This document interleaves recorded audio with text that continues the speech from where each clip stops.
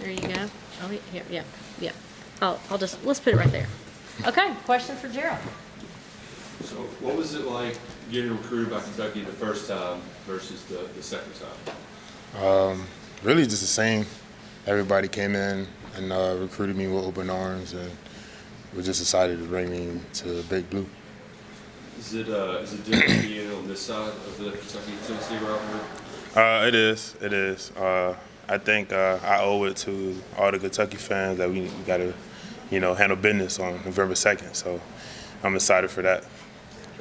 How's the interaction been from the former fan base since you left? It's been crazy, if you may know. Been going a little viral on Twitter, but it's a little fuel to the fire.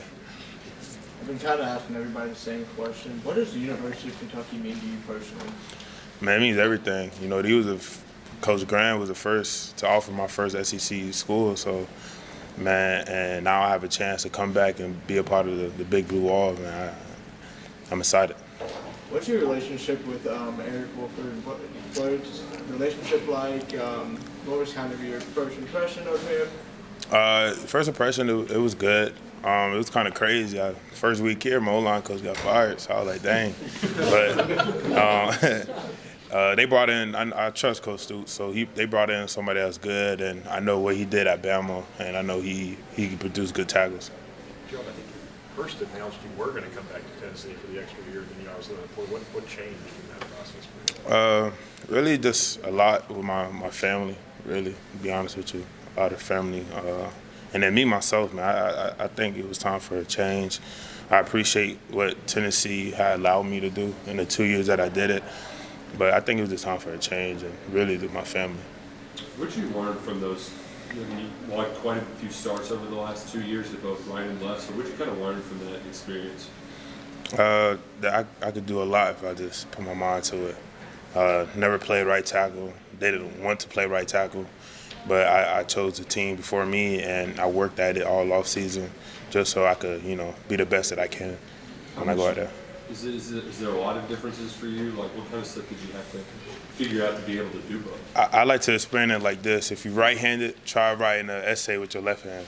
It's pretty hard, to be honest with you, because you're so used to kicking with your on the left side. Now you got to try to flip it. It's a little different. Tennessee and Kentucky kind of run two completely different offenses. Like, how has that change been for you? I don't have to run hurry up no more, so I won't be out of breath.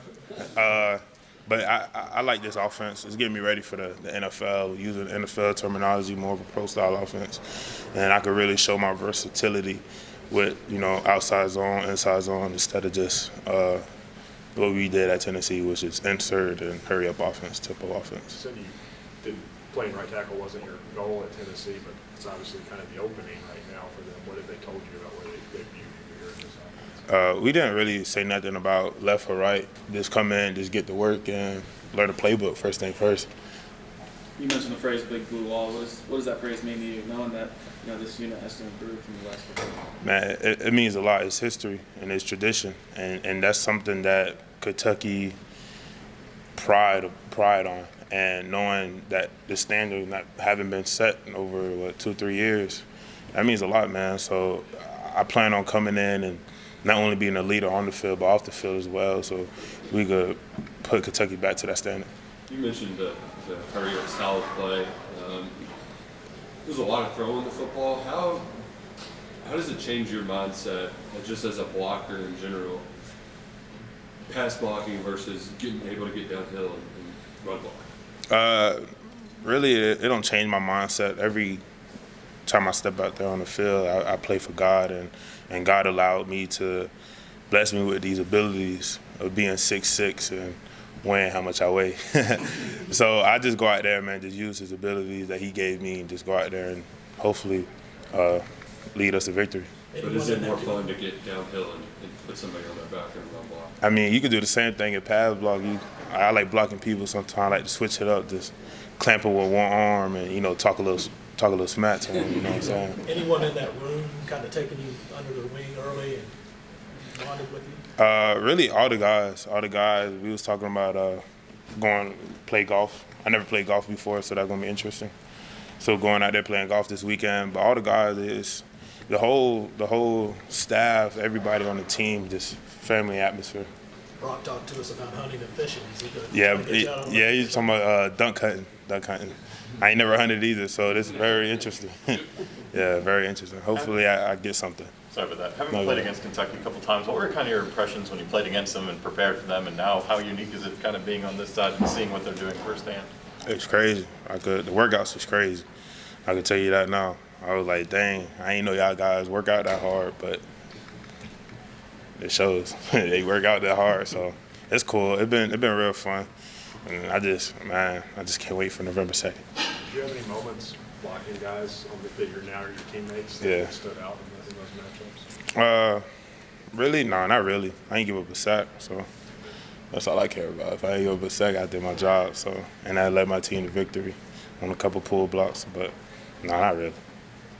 Gerald, you mentioned November 2nd a couple of times and kind of the viral interaction that you had. Was there ever any second thoughts about hosting that? Maybe what made you feel so strong that you needed to respond? Because a lot of guys, they just talk about, I don't even look at social media. Yeah. This, I'm a troll, I guess. Do you have a burner account? I don't have that's childish. Yeah. If I'm gonna say something, I'm gonna use my main account, and obviously that's what I've been doing. But nah, that's just a little, fire to the fuel, man. Just get to work and know that I have a target on my back. So that's just making me work even more harder. So, I could talk the talk and walk the walk. What would your burner account name be if you had one? Gerald, Mincey, the man. Nah, probably something like I don't know. Probably my alias, probably like G1 or something. G154 or G1 got jokes.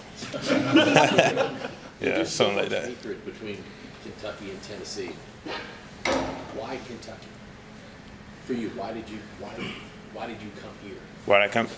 Like I said, it was my first SEC school dating back to 2018 with Coach Slaughter, and man, I wanted to come here, but unfortunately, what happened with him. But Coach Grant and I, we always, had a little bond there. So when I got back in the portal, he was one of the first people to reach me, like, come in.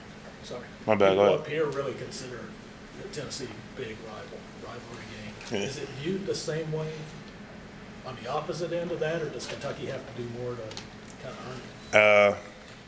Kentucky got to do more to earn it. Kentucky got to do more to earn it, and I'm glad. I like the underdog. I love the underdog. So when we go there November 2nd in Neyland and we bust them in the mouth, then we could put the standard back over here. So I love being an underdog, but I don't look at it as a rival. I just look at it as another game. Go out there, you get my job done. Very good.